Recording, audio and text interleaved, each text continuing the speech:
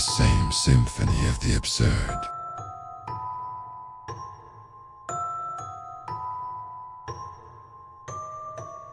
Army. Roman legionnaires arguing with punks about their fence lines. The King Nabis dodging the Newsies electric scooter. Ancient aqueducts feed gleaming skyscrapers. Life, for me, is a constant pollution of the senses. Mundane, but I'm okay with it. My morning ritual begins with a groan from the copper pipes, a sound as ancient as the Roman aqueducts outside my home apartment, followed by the soft, almost imperceptible hum of my electric toaster perched right next to my hand-cranked coffee grinder. It's the little things that get me. Not the fact that there is a gentleman in a full suit of armor ordering a hot latte in June, but the sheer linguistic chaos. Just yesterday, a tourist with an extremely powdered wig approached me outside the cafe. She asked for directions to the Librar, dragging out the E sound. I had to clarify if she meant the library where knowledge is stored, or the library for political freedom. Funny how accents changed context. It wasn't the confusion that bothered me, but the utter tedium of having to clarify such a fundamental concept of existence for the 1000th time. When I come home from my job at the Mercadona, I turn on the laser disc and settle in my recliner with a cup of tea, while my dinner heats in my brand new Fager oven. During these nights, it's a reminder of my loneliness. I'm alone. This sounds corny, but I feel that someone is out there for me. I just know it. An argument, a snuggle. The ability to give love as well as take it. Hell, I would love just someone to talk to.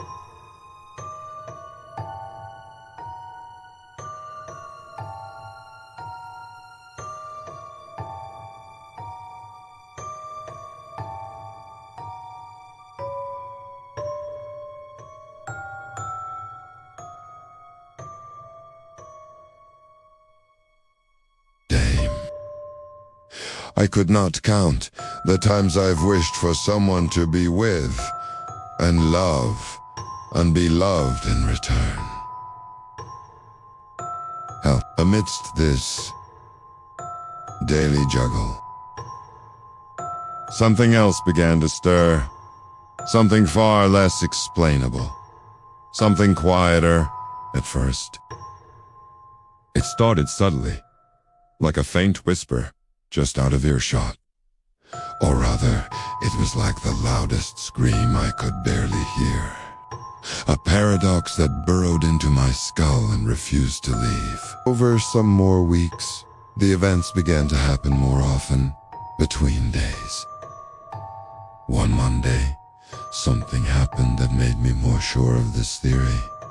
I was in the shower, the warm water a momentary escape from the world, when it happened. The whisper that almost screamed was louder this time. Right there. And then a tiny twinkle. A flash of light I could not quite see for half a second. Gone. But not before a prickle. A tingle. I told myself it was the pipes, the old building settling. The hum of the city. Stress. Yes, it had to be stress. I'm a logical man, a man of routine in a world of chaos, ghosts. No time for that. A week passed. The whispers became more insistent. And then, one calm, lightless evening, I was in the kitchen, making some garum. A woman's scream, clear sharp, right behind me. The world around me seemed to shimmer, the edges of things blurring for a split second, like a bad dream. A sharp pain lands through my mind, a physical agony that made me gasp. After that, things would not be the same. My life changed. A throbbing, pulsing pain. It accompanies flashes of light that I can see with my eyes closed. Like my skull was being systematically crushed from the inside out with a laser. I lay in bed Saturday morning, calling in sick from the migraine, as I have now reached a point where I do not feel functional. The world outside a blur. I was about to pick up my phone to grab an Uber for the hospital, not realizing I ordered some Fabrica di Olai ice cream when I noticed the beam of light. Sharp, intrusive, cutting through the darkness of my room. It pulsed, reminded me of a broken LCD TV spitting out light where it shouldn't. And as I forced myself to the window, the screams.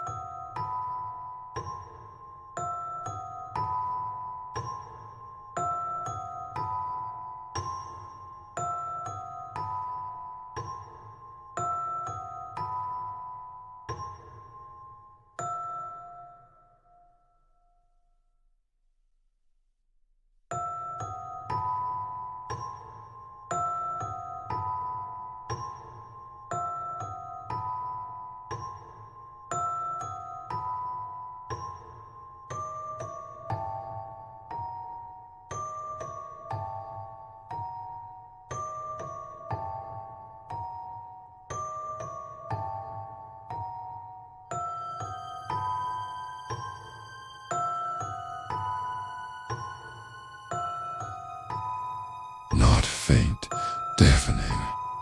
My head felt like it would explode. A hole in the sky. A tear in reality itself. Nothing behind it.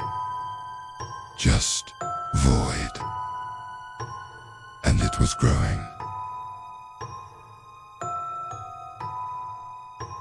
Expanding.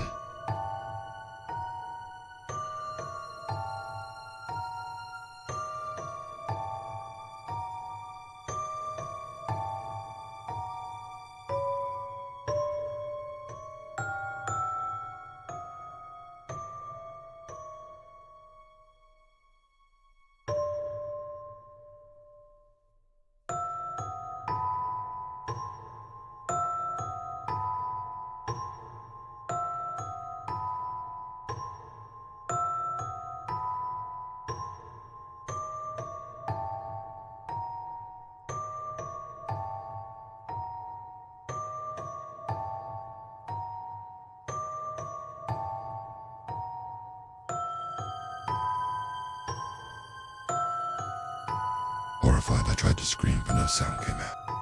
The hole kept expanding, and inside it, a world that was swallowing mine. Those screams, oh, those horrible screams. I had to get away. I ran, screaming. But the street was empty. The entire world. Gone just to me. And the void gaining on me.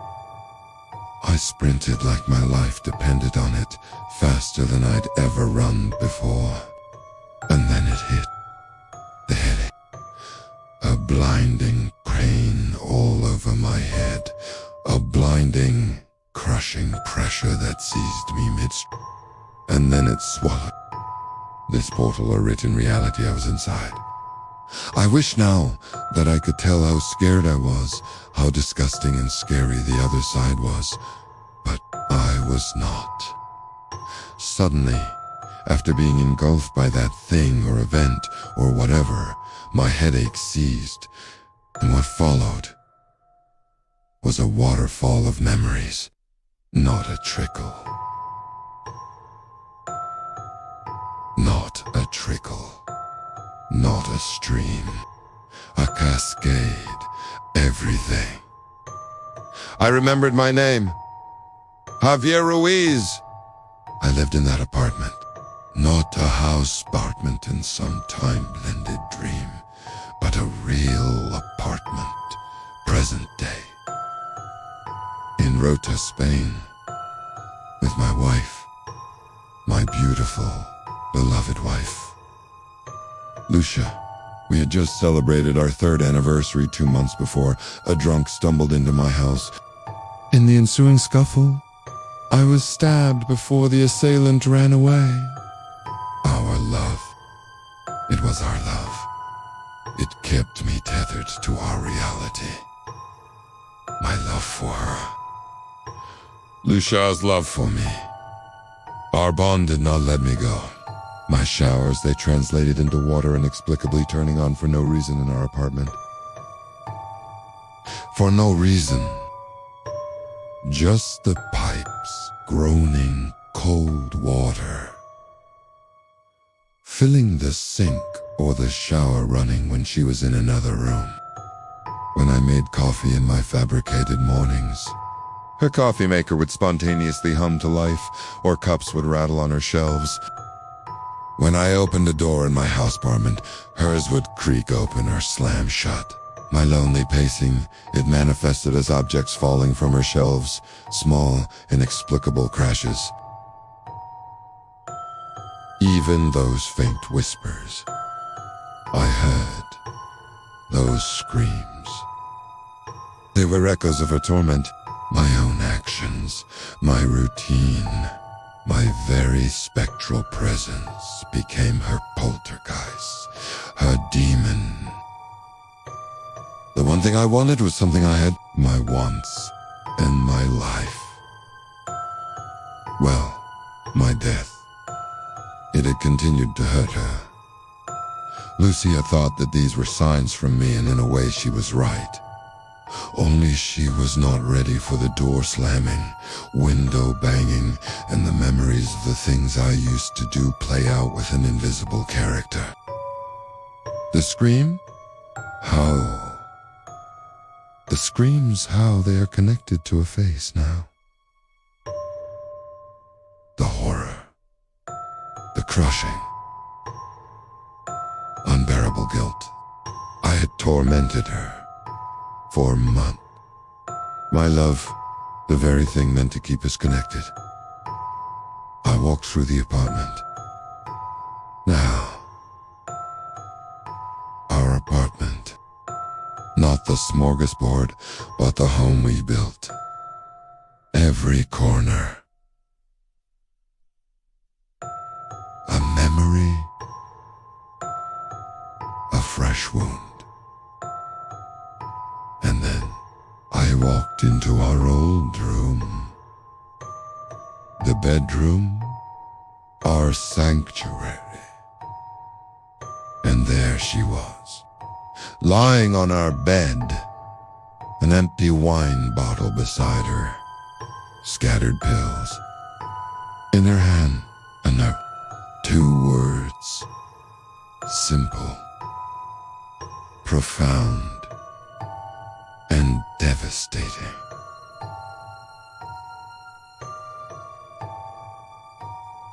No more. How I wish I could see her again.